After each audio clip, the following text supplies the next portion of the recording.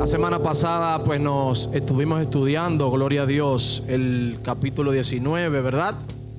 Y entonces hemos llegado a este capítulo 20, en donde vamos a ver muchísimas cosas, no sin antes pues explicar algunas cosas, mis hermanos, gloria a Dios. Ustedes saben que estamos estudiando estos tiempos del fin, ¿verdad? Y cuando nosotros leemos el capítulo por excelencia para estudiar escatología, la escatología es la rama de la teología que estudia los tiempos del fin, sí. Entonces, cuando nosotros estudiamos el capítulo 24 del libro de Mateo, que es el capítulo por excelencia, ¿verdad? Para estudiar, nuevamente digo, los tiempos del fin, nosotros vemos que el Señor en ese sermón del monte, ¿verdad? Pues habla de cuatro cosas fundamentales. Y la primera son las señales, ¿no? La segunda es el rapto de la iglesia. La tercera es la gran tribulación. Y la cuarta es la segunda venida de Cristo. Así mismo en ese orden. Diga conmigo: señales, rapto de la iglesia, la gran tribulación y la segunda venida de Cristo. En ese mismo orden luego vienen los 1000 años que vamos a estar viendo en el día de hoy en el libro de Apocalipsis capítulo 20. Y luego de esos 1000 años, la Biblia nos enseña que Satanás es soltado, ¿verdad? Después que es encarcelado, ¿no? Y luego de los 1000 años, entonces viene el juicio ante el gran trono blanco.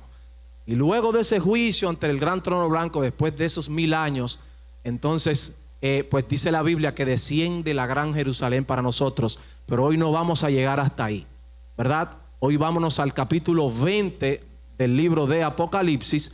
Pero primero, mis hermanos, miren, como la pastora estuvo estudiando, ¿verdad? Estuvo enseñando acerca de la gran tribulación. Yo no quiero entrar en los 1000 años sin dejar de hablar de tres grandes juicios que se van a estar dando en estos tiempos finales. Y el primero de esos juicios es el tribunal de Cristo. ¿Cuántos han escuchado acerca del tribunal de Cristo? Vamos a ver, levanten sus manos. ¿Quién me pudiera decir qué entiende o qué es el tribunal de Cristo? Gloria a Dios. Y miren, nos vamos a ir al paso, gloria a Dios, sin prisa, para que podamos entender y para que todos los que estamos aquí, a nosotros nos es de gran interés que todo el que está aquí salga entendiendo estos tres juicios que van a estar dándose en los próximos años. Por ejemplo, el tribunal de Cristo va a ser inmediatamente suena la trompeta, que la iglesia se va, que ocurre el rapto de la iglesia, entonces nos vamos allá al tribunal de Cristo. Hermana Jacqueline, ¿qué es el tribunal de Cristo? Ajá. No se oye. Amén. Ok. Creo que, bueno, uno no puede creer, pero no importa, si no sabe puede creer. Lo que yo más o menos creo, sí, es que el tribunal de Cristo es cuando vamos a pasar todo y el Señor nos va a dar los galardones que nosotros no hemos ganado aquí en la tierra, según hayamos trabajado. Aquellos que han rescatado armas para el Señor van a recibir galardones. Cada arma es un galardón. Los regalos que el Señor va a dar a cada quien por lo que haya hecho aquí en la tierra. Dios le bendiga. Amén, amada. Ciertamente la hermana Jacqueline ha hablado de galardones. Entonces, de nuevo, antes de entrar a este Apocalipsis 20, Johansel, mi querido hermano, mi querido amigo, mi querido rival deportivo, levantaste tu mano, ¿sí? No, el micrófono, es que tenemos una transmisión, Johansel. Ok. El tribunal de Cristo no es para condenación, sino para recompensa. Sí. Recuérdense que la Biblia dice en Corintios que todos tenemos que ser, compadecer ante el tribunal de Cristo para nosotros recibir nuestro galardón, nuestra recompensa, la cual nosotros nos vamos a ganar aquí en la tierra. Ajá, definitivamente. Yo quiero que vayamos allá, mis hermanos, ahora que Johansel lo menciona. Segunda de Corintios capítulo 5, vámonos allá. Usted deje la soguita de la Biblia, la deja ahí en Apocalipsis 20 y vámonos allá para entender este tribunal de Cristo, ¿verdad? Cuando lo tenga la mayoría me dicen amén, por favor. Segunda de Corintios capítulo 5 verso 10. Entonces hay otra persona que me va a estar buscando en Apocalipsis capítulo 22, 12.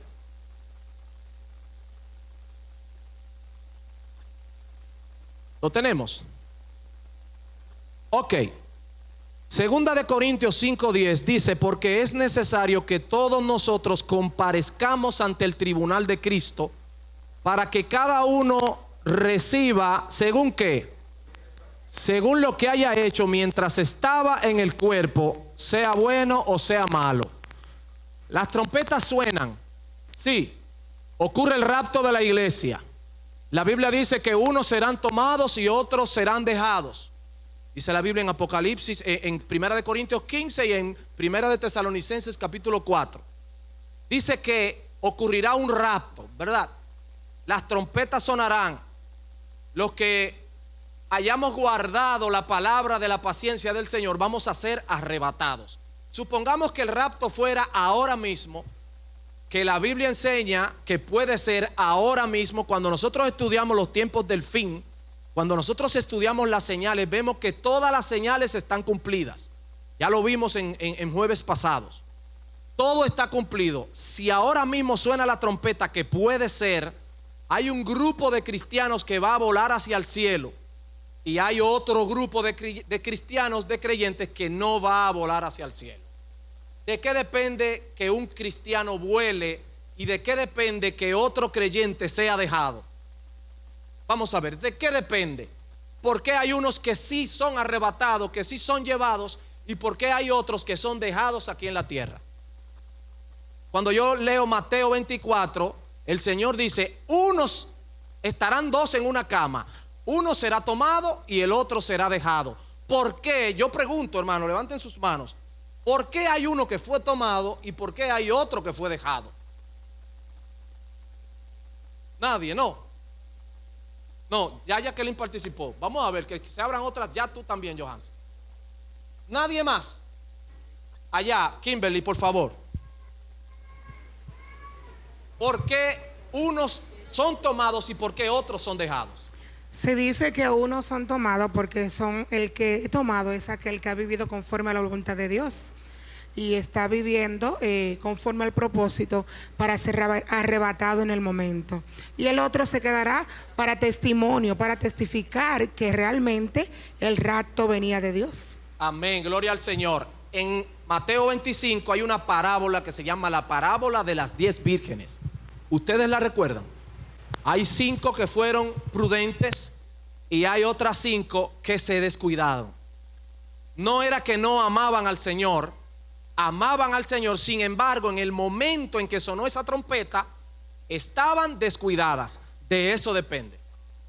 Que yo puedo ser el creyente que haya cumplido y vivido conforme a la Escritura, pero si en el momento en que suena la trompeta yo estoy descuidado, pues yo corro el riesgo de quedarme aquí a enfrentar al anticristo y a pasar por la gran tribulación. La Biblia es clara y precisa en ese aspecto. Amén, mis hermanos. Muy bien, estamos en el tribunal de Cristo los que subimos. Como dice Johansen, ¿para condenación? No, para entrega de galardones. Apocalipsis 22:12. ¿Quién me lo puede leer que lo haya buscado? ¿Lo tiene Diomi? Ya, Elizabeth, léalo por favor, mi hermana. Dios le bendiga, iglesia. Sí. Amén. La palabra de Dios se lee en el nombre del Padre, del Hijo y del Espíritu Santo. Dice, palabra de Dios, he aquí yo vengo pronto y mi galardón conmigo para recompensar a cada uno según sea su obra. Dice, he aquí yo vengo pronto y mi galardón conmigo. Quiere decir que inmediatamente el Señor llegue, suene la trompeta y volamos, se nos van a entregar galardones. ¿Conforme a qué, Marco García? Conforme a lo que hayamos hecho, dice 2 de Corintios 5. Tú hiciste una licenciatura en psicología, conforme a eso es que nos van a dar galardones. Tú fuiste rico, tuviste 5 casas, tuviste 5 jipetas, una Porsche, un Lamborghini. Gloria a Dios, tiene recompensa porque trabajaste duro en la tierra. ¿Es conforme a eso? ¿Y conforme a qué, mis hermanos? ¿En función de qué a mí me van a dar galardones? ¿En función de lo exitoso que yo haya sido aquí en la tierra? A Juan Soto le van a dar muchos galardones allá porque él ha sido exitoso aquí en el béisbol. No depende de eso, mi hermano. Los galardones son en función de la obra que hayamos hecho dentro del evangelio y para el evangelio. Entonces, mis hermanos, desde ahora yo quiero que vayamos reflexionando. Gloria a Dios. Hay que buscar el dinero, ¿verdad? Hay que trabajar, hay que prepararse. Pero prepararse, hermano, para tener una vida exitosa conforme al hombre y descuidar las cosas de Dios, eso es un negocio flaco. ¿Usted sabe lo que es un negocio flaco? Un negocio flaco es donde tú piensas que hay beneficio, pero al final no hay beneficio nada. Ahora, yo te voy a decir, hermano, lo que dice la Biblia en Primera de Corintios, y tenemos que ir allá para entender el tribunal de Cristo. Yo no quisiera entrar al juicio ante el gran trono blanco sin que entendamos el tribunal de Cristo y el juicio a las naciones, que son los dos primeros juicios antes del juicio ante el gran trono blanco. Vamos allá, Primera de Corintios 3. No, hay que leer desde el 5, porque es que tampoco quisiera dejar esa parte. ¿Lo tiene ahí? Primera de Corintios 3, sí. ¿Cuántos dicen amén? Ok, déjeme buscarlo yo ahora acá. Primera de Corintios, capítulo 3, y desde el 5. ¿Estamos? Dice, ¿qué pues es Pablo? Ese es el apóstol Pablo escribiendo a los de Corinto. Dice el apóstol Pablo, ¿qué pues es Pablo y qué es Apolos? Servidores por medio de los cuales habéis creído, y eso según lo que a cada uno concedió el Señor. Hasta ahí vamos bien, sí. Dice el 6, yo planté y Apolos regó, pero el crecimiento, ¿quién lo ha dado? Dios. Entonces, dentro de la iglesia, cada uno tiene una función, pero todos somos lo mismo, hermano. Nadie es más importante que nadie. Tenemos funciones diferentes, pero nadie es más importante que nadie. Yo estoy aquí sirviéndole en el altar porque así lo ha determinado el Señor, pero yo no soy más importante que el que está ahí adelante, ni que un ujier, ni que las voces, ni que los músicos, sino que dice la Escritura que somos iguales. Hasta ahí vamos bien, sí. El 8 dice, y el que planta y el que riega, ¿qué dice? Son una misma cosa, aunque cada uno recibirá su recompensa conforme a su labor. Y hay otra versión que dice conforme a la calidad de su trabajo. Porque tampoco es servir en la iglesia por servir. Tampoco es servir mediocre, sino es servir con calidad y con corazón. Yo estoy aquí, ¿verdad?, compartiendo la palabra, pero hay hermanas que están intercediendo ahora mismo porque cuando se dé esta palabra toque los corazones. Eso es un equipo que somos, mis hermanos. Y hay en la transmisión también personas que están orando para que este mensaje llegue. Es un equipo. Entonces todas esas cosas cuentan para nosotros recibir recompensa. Hasta ahora comentarios, preguntas. Mis hermanos, es abierto, no estamos predicando, esto es un estudio abierto. Usted puede hacer preguntas. Levante su mano si tiene una pregunta, ¿verdad? No importa. Interrumpimos para contestar la pregunta. Si tiene un comentario también puede hacerlo. Por algo estamos aquí, para estudiar la palabra. Sí. Entonces, ¿cuál es la recompensa que yo voy a recibir en función de lo que yo haga para el reino, mis hermanos? Ahora, la pregunta que yo me hago es, ¿qué estás haciendo tú para recibir recompensa? La prioridad de nosotros, de la iglesia, es que cada creyente, cuando llegue delante de Dios a ese juicio, el tribunal ante el gran trono blanco, pueda tener una obra que presentar para que en función de esa obra a ti se te dé recompensa. Pero imagínese que usted viene los jueves acá, gloria a Dios, se va para su casa, no rompe un plato, no hace nada, lee la Biblia, ni siquiera te acuerdas de leer la Biblia, no compartes con nadie. A veces vemos la necesidad espiritual del prójimo, del vecino, ni siquiera damos una palabra. A veces nosotros vivimos, mis hermanos, comiendo solo. ¿Ustedes se acuerdan ese apodo que le pusieron a un partido político?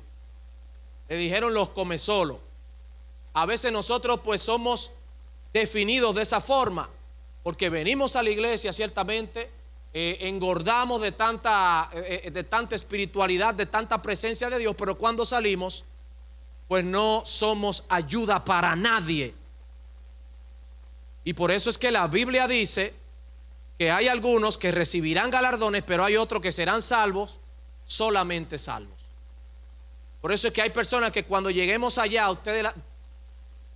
Juan 14:6 dice, Juan 14:2 dice Cristo, voy a preparar morada para vosotros, para donde yo esté, ustedes también estén. Y en otros versos bíblicos también explica que vamos a tener muchas cosas y que muchas sorpresas habrán allá en función de lo que hagamos aquí.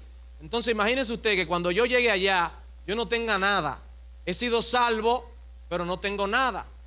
Sin embargo, cualquier hermanito que trabaje para Dios calladito por ahí va a tener muchas cosas allá. Yo fui rico aquí o aparentemente yo era más que él aquí, pero cuando lleguemos allá vamos a pasar por ese justo juicio de que se nos entregarán cosas en función de lo que hayamos trabajado para aquí. Entonces, mi hermano, ¿qué te quiero decir con esto? Nosotros tenemos que comenzar desde hoy a hacer una obra para Dios. De manera que no solo vengamos a la iglesia, mis queridos hermanos, a sentarnos, a escuchar una buena palabra. Wow, pero qué buena palabra hubo hoy. Y te vas para tu casa, vuelves el domingo, wow, pero qué presencia. Y te vas para tu casa, el jueves vuelve, pero el lunes, martes, miércoles, no hiciste nada, hermano. ¿Me dicen amén? ¿Alguna pregunta hasta ahora? Dígame, amada Jacqueline, pregunta. Lo que es por obra, ¿verdad? Porque dice que la fe sin obra es muerta. Pero también dice la palabra que no es por obra para que nadie se gloríe. Pero tampoco podemos ser salvos si no hacemos ninguna obra. O sea, que no hay esa confusión, que por tú hacer muchas obras no va a ser salvo, pero sí va acompañado de obra la fe. Entonces sí debemos de hacer obra para completar, ¿verdad?, de que somos unos verdaderos cristianos. Dios amén, gloria a Dios. Pero cuando dice no es por obra, está hablando de la salvación. Pero ya cuando soy salvo, yo tengo que caminar trabajando para Dios. Nos quedamos en Primera de Corintios, ¿verdad? Estamos capítulo 3 y seguimos en el 9. Dice, porque nosotros somos ¿qué?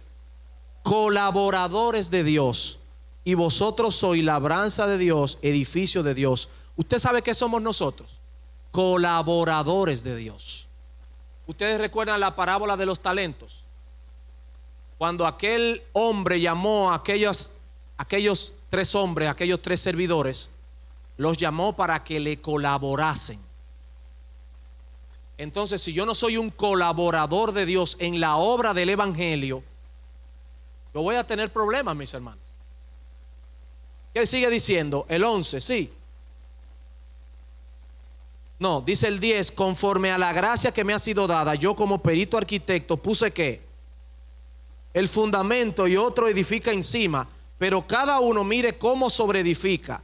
Porque nadie puede poner, dice el 11, otro fundamento que el que está puesto, el cual es Jesucristo. Y si sobre este fundamento alguno edificare oro, plata, piedras preciosas, madera, heno, hojarasca, la obra de cada uno será manifiesta, porque el día la declarará, pues por el fuego será revelada, y la obra de cada uno, el fuego que la probará. Si permaneciere la obra de alguno que sobreedificó, recibirá recompensa, dice la Escritura. Recibirá recompensa. Ahora, ¿dónde debemos edificar o sobreedificar para recibir recompensa? Sobre el fundamento que puso Pablo. Y él mismo dice luego más adelante ahí que el fundamento es Cristo Jesús. Gloria al Señor. Alguien preguntaba antes de ayer en un estudio que estábamos, ¿qué debo hacer yo para recibir muchas recompensas cuando lleguemos al tribunal de Cristo? Y digo, esa es una de las mejores preguntas que yo he recibido en mi vida. Y si alguien me preguntara, ¿qué yo debo hacer para recibir muchos galardones y muchas recompensas? Hay que hacer varias cosas. La primera es vivir conforme a la Escritura y obedecer a la Biblia. No es que vas a ser perfecto, pero dice la Biblia que cuando nosotros pecamos, abogado tenemos por nuestro pecado. Eso es lo primero. Lo segundo es, tú tienes que convertirte en un testigo de Jesucristo. No en un testigo de Jehová, sino en un testigo de Jesucristo. Que donde quiera que tú vayas, hermano, tú eres un embajador, un representante de Cristo Jesús. Un gran evangelista, ¿verdad?, del pasado, dijo que le envió su último mensaje fue: vayan por el mundo y prediquen el evangelio, y si es necesario, usen las palabras. ¿Qué está queriendo decir ese gran evangelista? ¿Verdad? L. Moody. Que nosotros debemos ir en la sociedad o por la sociedad, caminando, y que sin palabras nosotros prediquemos. ¿Se está entendiendo, mis hermanos? Entonces, nosotros tenemos que desde hoy convertirnos al evangelio. Sí, para ser testigos de Jesucristo. Así vamos a recibir muchas recompensas. Y que tú camines identificando necesidades, mis hermanos. ¿Usted se cree que si nosotros fuéramos testigos de Jesucristo y si asumiéramos eso que dice ahí, que somos colaboradores de Dios, esta iglesia tuviéramos que dar 3 servicios? Dígame sí o no, dígame a alguien que no estoy en lo correcto. Hoy jueves tuviéramos repleto que esto se tumbe, si fuéramos colaboradores de Dios, todos con el compromiso que debemos. Vamos a seguir acá, gloria a Dios. Hasta ahora de acuerdo, sí. Gloria a Dios. Dice el 15, para no irme sin leer el 15, por favor léalo conmigo. Dice: si la obra de alguno se quema, él sufrirá pérdida. Es decir, si la obra que yo presente en el tribunal no fue una obra conforme al mandato y a la dirección de Dios que me da a través de la Biblia, esa obra se va a quemar. Ese papel que le pasa el ángel al Señor, cuando lo lean y dice: Marco hizo esto, hizo lo otro, pero eso no es conforme a lo que nosotros queríamos. No, Marco, eso no vale. La queman, ese documento lo van a quemar enfrente de mí. ¿Cuántos dicen amén? Lo veo muy serio, mis hermanos. No se me asusten, porque hoy puede ser el día en que yo cambie. Si la obra de alguno se quemara, él sufrirá pérdida. Dice yo, como decía Johansel, si bien él mismo será salvo, aún así como por fuego. O sea, el varón va a ser salvo, aunque no hizo nada. Porque, amado, por eso es que la Escritura hay que conocerla. ¿Usted sabe por qué? Porque a veces nosotros trabajamos y trabajamos y trabajamos, sin embargo no es conforme al evangelio. A veces trabajamos para estar cansados. Y yo quisiera que nos redireccionemos en esta noche. ¿En función de qué? En función de cuál es el gran mandamiento, la gran comisión. Alguien que me lo diga, por favor. El gran mandamiento, es decir, el mandamiento donde la iglesia no puede fallar.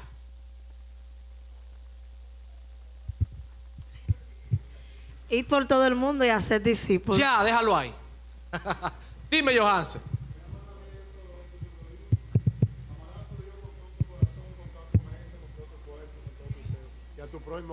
Amén. Esos son los 2 primeros mandamientos, o sea, los 2 más importantes. Sin embargo, lo que yo quería decir era la gran comisión, que dice: id por todo el mundo y haced ¿qué?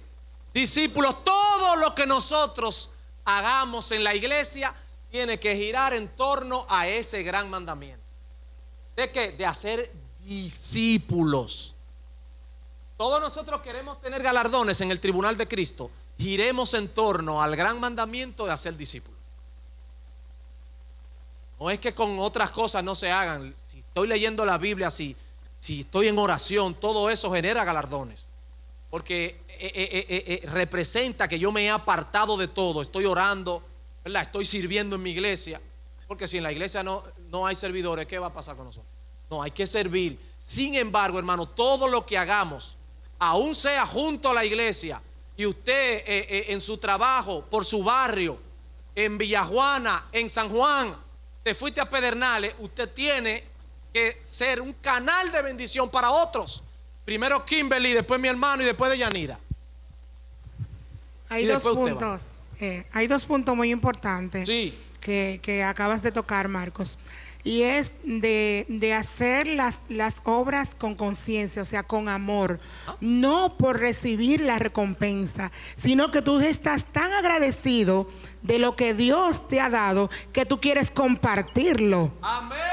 Y otra cosa, cuando hablamos de la oración y de la búsqueda, cuando tú más te compenetras con el Señor y con la palabra, tú lo que quieres es hacer discípulos, porque tú quieres que otros que no conocen eso que tú tienes, conozcan. Es decir, que una cosa te va a llevar realmente a la otra. Y cuando tú realmente te introduces en el amor de Cristo, mira, hablar está de más, porque serás una prédica andante. Aleluya. Aquí ahora, Robenji, ¿cuántos dan gloria al Señor por ese comentario, mis hermanos? Aleluya. Pero diga un gloria a Dios bueno, hermano. Gloria a Dios. Alabanza al Señor. Ven. Había una palabra que usted estaba leyendo ahorita acerca de el heno y la hojarasca. La hojarasca. Que hay obras que van a ser heno y que van a ser hojarasca. Y esto tiene que ver mucho con la intención que se están haciendo las cosas. Hay personas que están haciendo la cosa por ganancia deshonesta, por contienda. Estas son obras que al parecer la vemos nosotros que están bien hechas, pero Dios conoce la intención del corazón. Amén.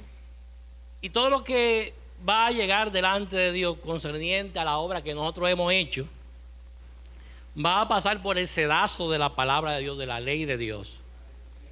Y Dios, que escudriña el corazón, sabe cuándo queremos hacer una cosa que agrada a Dios y que realmente agrada a Dios. Dios lo sabe.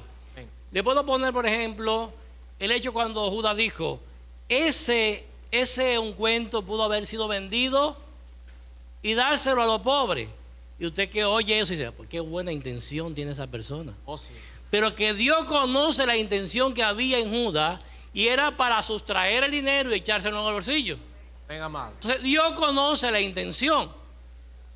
O por ejemplo, estamos acá en esta iglesia y alguien comienza a dividir el pueblo. Eso puede acontecer. Sí.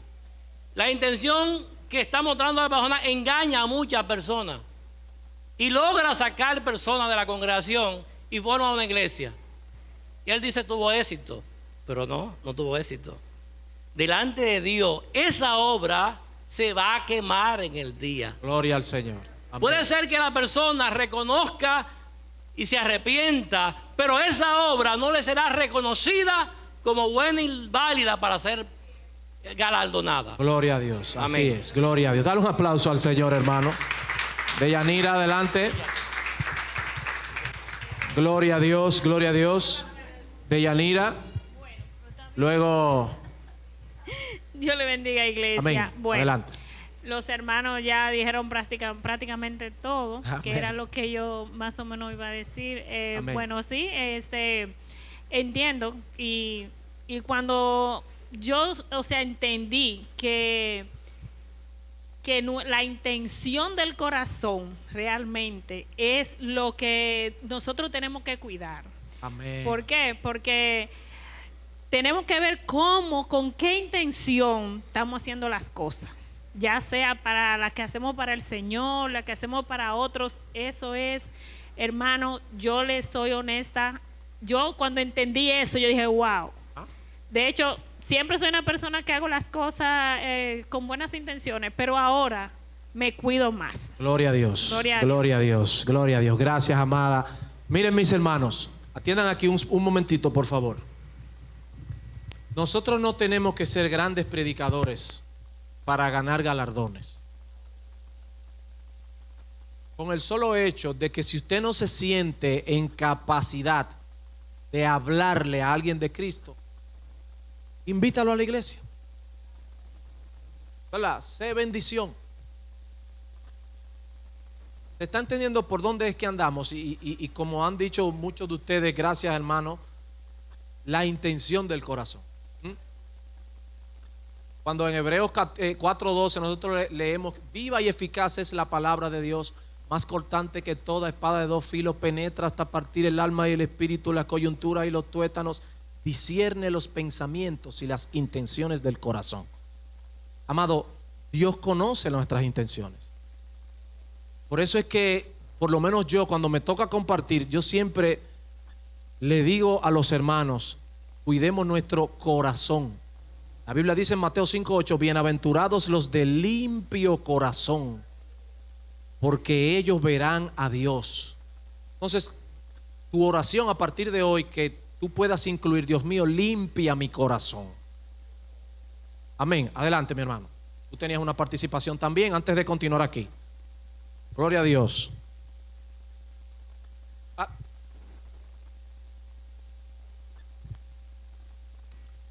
Amén. Oye, ok. Bien, lo que yo voy a decir es breve, quizá. Bien, lo que yo entiendo es que cuando nosotros vayamos a hacer un galardón o a poder cumplir un galardón, simplemente debemos de poner los valores en práctica, pero sabiendo que es para Dios. Porque, por ejemplo, yo podría hacer una buena obra y no hacerla para Dios. Pero muchas veces si nosotros nos ponemos a pensar, los galardones son las cosas buenas que le agradan a Dios, que nosotros podemos hacer por un hermano o por nosotros mismos.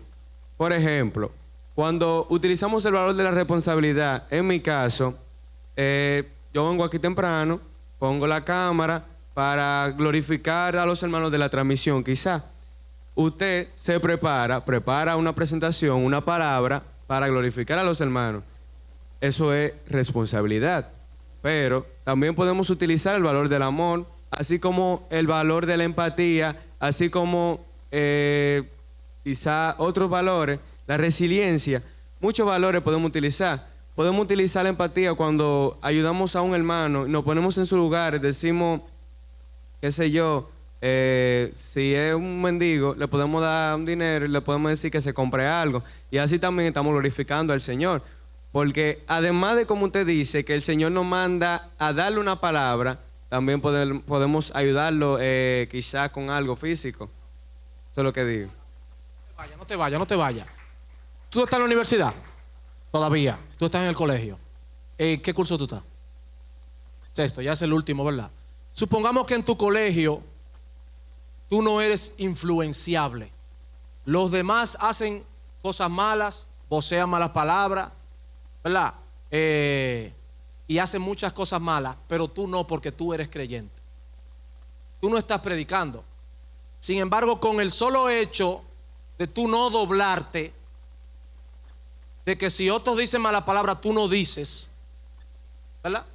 De que si otros son desordenados, tú no lo eres. De que si otros salen antes del tiempo por ahí a irse de la escuela, a jugar por ahí, pero tú te quedas, entre comillas, tú eres un palomo, ¿verdad? ¿Verdad? Porque tú no estás con los demás jóvenes. Oye lo que te digo, tú no estás predicando, sin embargo, el solo hecho de tú decir que no, ¿tú te crees que Dios no te va a dar galardones cuando tú subas? Porque el simple hecho de tú negarte a hacer lo malo, aunque tú pases por palomo, ahí mismo el cielo. Gracias. ¿Se entiende, hermano? Que no es que estoy diciendo de que seamos Gille Ávila, simplemente con yo pararme como árbol plantado, como dice la Biblia en el Salmo 1, serás como árbol plantado junto a las corrientes de las aguas. ¿Qué es árbol plantado? Es aquel, mire hermano, con el pecado y con lo malo nosotros tenemos que ser rusos. Ustedes saben cómo son los rusos. Hermano, ¿cómo está usted? Pero diga algo, que no va a decir nada. Es que no, hermano. Rusos es que tenemos que volvernos radicales, hermano. ¿Por qué? Porque en breve vamos a volar. Se nos va a pedir cuenta de qué hicimos cuando estábamos en el cuerpo, hermano. Por eso es que yo quiero despertar la atención de todos los que estamos aquí, que somos creyentes. aún vayamos al tribunal de Cristo, usted sabe que podemos pasar vergüenza. Hermano Marco, pero no era usted el que predicaba mucho. El evangelista que iba allí, que iba acá. Y cuando subimos allá, no hay ninguna recompensa para mí. ¿Por qué? Porque yo viví un evangelio de apariencia. ¿Usted se acuerda todo lo que le dijo Cristo a los fariseos en Mateo 23? Sepulcros blanqueados, porque iban muy bonitos a las sinagogas, ¿verdad? Y al templo. Iban blanquitos. Y Cristo le dijo, ustedes son sepulcros blanqueados. ¿Por qué? Porque parecen, pero en realidad no son. Amén. Adelante, mi hermano. El micrófono allá, por favor. Esto está bueno. Yo no quisiera que la noche se acabe, aunque ya estamos acabando por hoy. Dios bendiga. Y yo quería también aportar algo, decir que, por ejemplo, por eso que debemos todo presentarlo ante Dios. Sí. Cuando nosotros presentamos todo ante Dios, o sea, ahí el Señor, o sea, te da el conocimiento que si eso es algo que le agrada a Dios. Todo lo que hagamos tenemos que presentarlo ante el Señor y ahí, o sea, caminamos de la mano con Él. ¿Usted cree que si en el momento en que yo hago eso, aunque me vaya a ganar un dinero, porque hay gente, el hermano habló ahorita de ganancia deshonesta, hay gente que cuando le hablan de dinero se le olvida la fe. Hay gente que le hablaron de ganarse 5,000, 6,000, 7,000, 8,000 y 11,000, se le olvida la fe. Y lo ven como bendición de una vez. No todo el dinero es bendición, hermano. ¿Usted cree que si yo rechazo un negocio o una oferta por ahí, donde me voy a ganar 50,000 pesos y la rechazo porque no es de Dios, ustedes se creen que no hay galardón para mí allá arriba? Entonces, mis hermanos, agudicemos los sentidos, mis hermanos. Amén. Voy a pasar brevemente ahora al juicio a las naciones. Vamos a verlo. Ese era el tribunal de Cristo, ahora el juicio a las naciones. Y antes, vamos a ir, bueno, el juicio a las naciones lo conocemos. En Mateo 25, dice la Escritura, voy a leerlo, algunos versos, aunque sea, para que usted vea qué bendición. Mateo 25. Vamos allá. 31, gracias. Así es, 31. Léalo conmigo. Todo el que tiene Biblia y el que no trajo Biblia, entonces léalo. O sea, escúcheme. Vamos a ver. Dice, cuando el Hijo del Hombre venga en su gloria y todos los santos ángeles con él. Está hablando de la segunda venida. No está hablando de rapto de la iglesia, porque el rapto es secreto.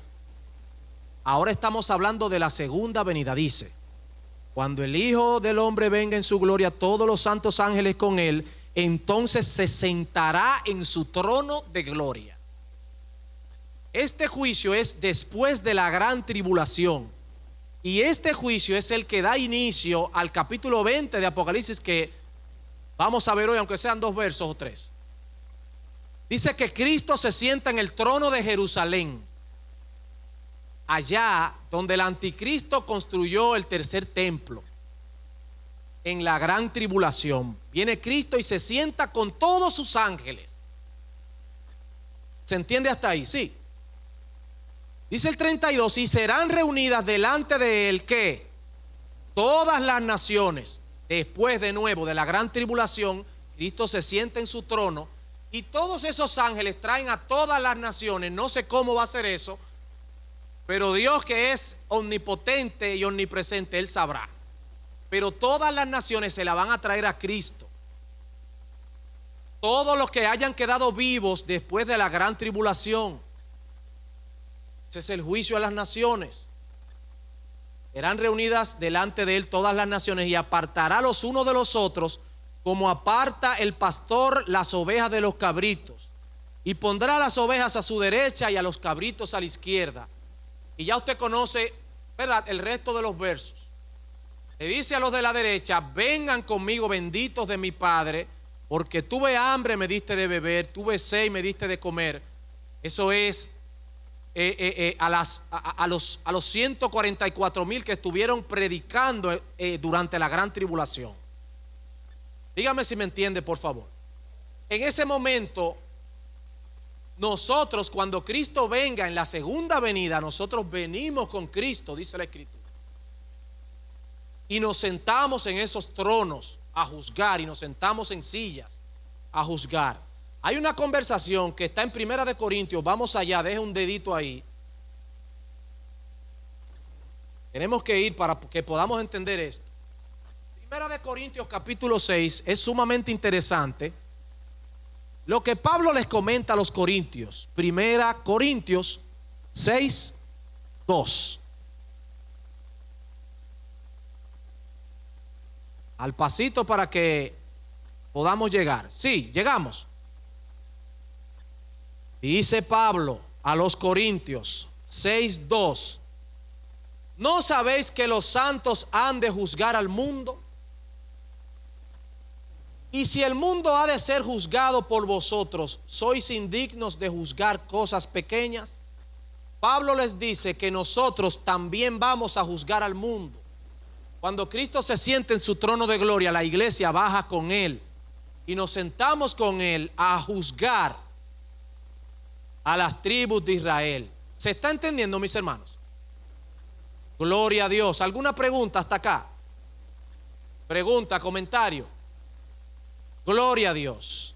Pues eso es, mis hermanos, el juicio ante las naciones. Tribunal de Cristo, juicio ante las naciones, y luego el juicio ante el gran trono blanco, que lo vamos a ver. Entonces, vámonos a Apocalipsis capítulo 1 para leer hasta las 9.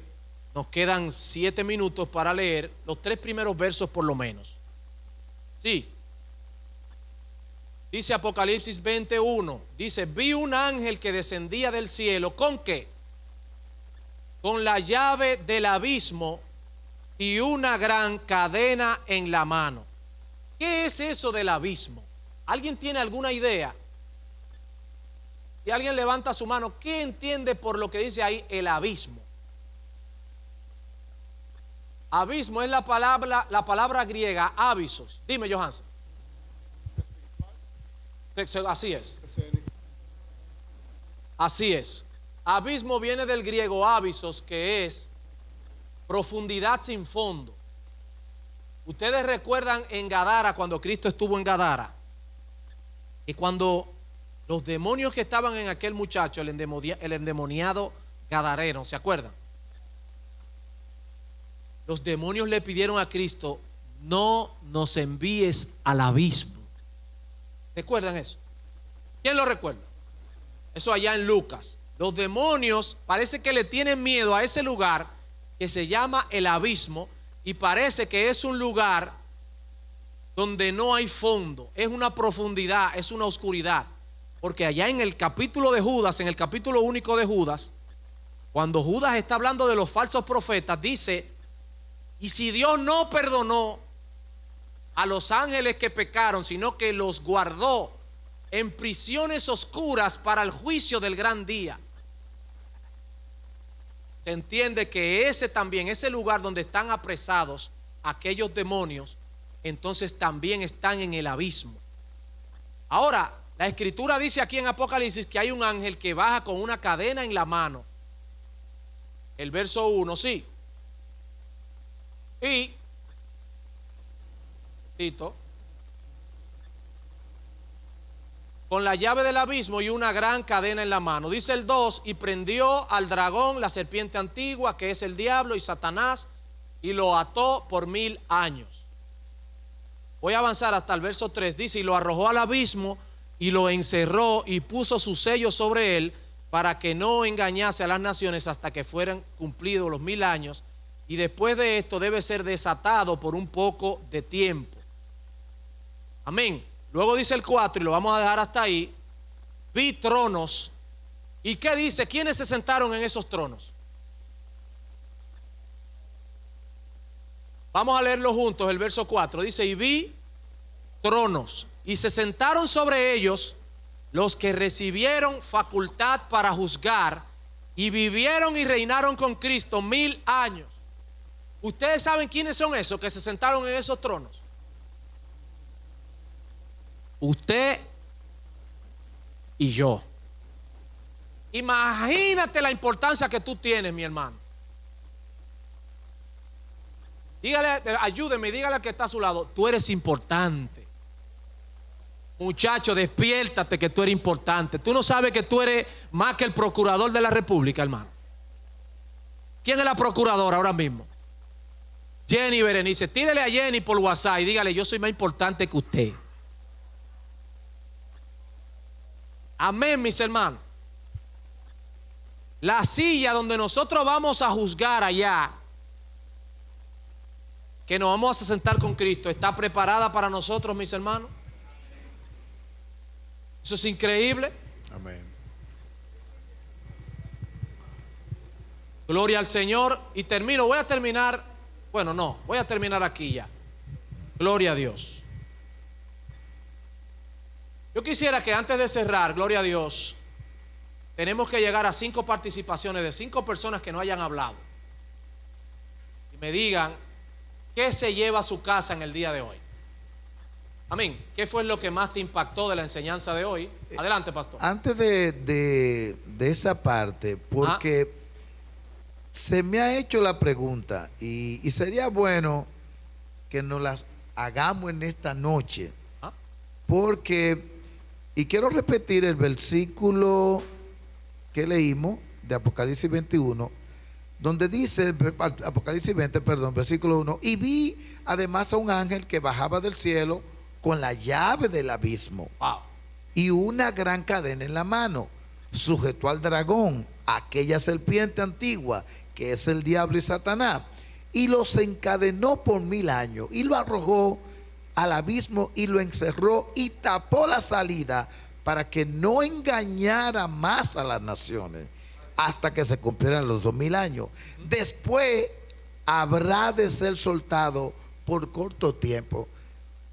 Alguien me preguntó que por qué razón ya después de tener ese animal 1000 años ahí, ¿por qué hay que porque hay que soltar otra vez ese pájaro? Mire, y es una buena pregunta, porque me lo han preguntado. Yo le he dado una respuesta y me gustaría, Marco, que teológicamente, ¿cuál sería la respuesta que podemos nosotros dar sobre ese caso? Porque es importante, después de tener a Satanás, ese milenio que será glorioso, lo van a soltar por un ratico. ¿Qué Dios quiere que Satanás vea? ¿O qué debe Satanás aprender de la iglesia glorificada? Mire, pastor, yo conversaba con la pastora incluso de que hay preguntas que han surgido, ¿verdad? Y de que hay interrogantes como esa, incluso dentro de los grupos teológicos donde uno se mueve, ¿verdad? Yo soy estoy estudiando una licenciatura en teología en la Universidad Jehová Nissi de la ciudad de Nueva York. Y cuando la pastora también me hizo la pregunta el otro día, es una pregunta que siempre, ¿verdad?, ha existido, de por qué Satanás después de los 1000 años es soltado. Esa pregunta, hermano, mire, es una de esas preguntas que se la vamos a dejar al Señor. Usted sabe que a mí a cada rato me preguntan. El otro día, de hecho, en el INAIPI me preguntaron si una persona no es cristiana y va en un motor y tiene un accidente, se da en la cabeza, está agonizando y ahí mismo confiesa el nombre de Jesús, ¿se salva? ¿Se salva? Yo puedo decir que sí. Sin embargo, si se salva o no, Él es que sabe, hermano. Yo te puedo decir desde mi punto de vista, y te puedo decir que desde mi punto de vista, soltar a Satanás después de 1000 años, en serio, yo no le veo, yo, mis hermanos. Pero como les digo nuevamente, hay cosas que es mejor tener un punto neutro. ¿Se está entendiendo, mis hermanos? Amén. Huáscar, tú que no has participado, yo quisiera dar chance a quienes no hayan participado. Ya casi nos vamos, mis hermanos. Yo sé que está bueno. Vamos a seguir el próximo jueves en el mismo capítulo, pastor. Así, pastor. Varón, ese que se accidenta en el motor, ¿verdad? El que se accidenta en el motor. Correcto, que usted dice que se salva, pero usted no tiene la certeza, porque el Señor es el que sabe que sí se salva. Ajá. Pues yo le digo que sí que se salva, porque tenemos el ejemplo del ladrón en la cruz. ¿Quién más pecado tenía ese que estaba crucificado junto con Jesús y le dijo, si en verdad tú eres el Hijo de Dios, yo quiero estar contigo en el paraíso? Ajá. Que lo perdonara. Y él aceptó a Jesús ahí mismo. O sea, tenemos esa prueba. ¿Qué más prueba que esa? Sí, se salva.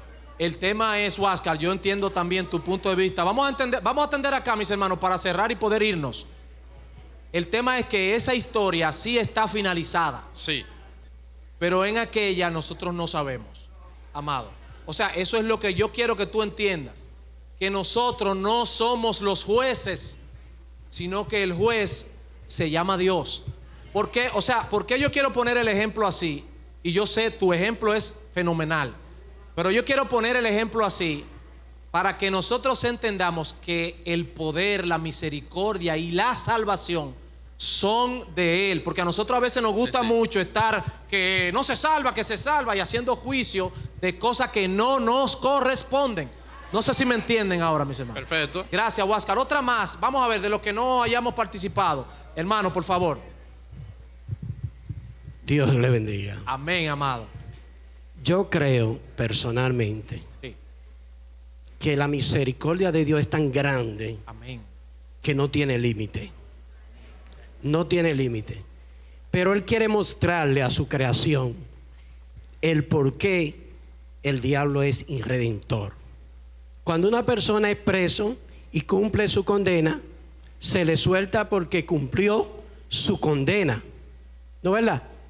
Es decir, es libre. Te estoy dando la oportunidad de que seas reivindicado en la sociedad.